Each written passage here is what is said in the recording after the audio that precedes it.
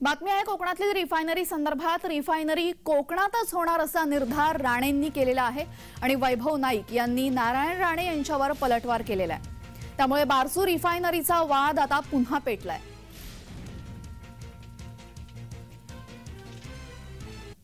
Refinery करणार मी, माझं मंत्र्याची बोलणं झालंय, होऊ देणार नाही म्हणणाऱ्यांची ताकद किती आहे। रोजच्या रोज आवळत चालले।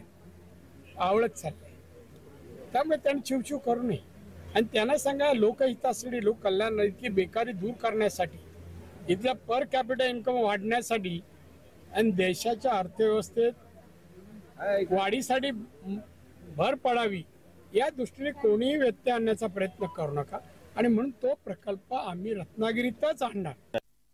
राणेंनी प्रत्येक गोष्टीमध्ये, आता आपल्याला माहिती असेल की जैतापूर प्रकल्पामध्ये सुद्धा राणेंनी जी भूमिका घेतली आणि अरेरावीची भूमिका घेतली, त्यामुळे जैतापूर प्रकल्पाला विरोध झाला।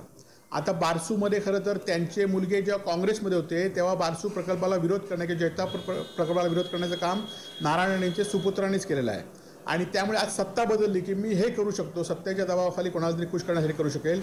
खरं तर राणेंनी ती भूमिका बारसूमध्ये जाऊन जाहीर करावी, म्हणजे कळेल की बारसूला लोकांचा आणि नारायण यांना किती विरोध आहे।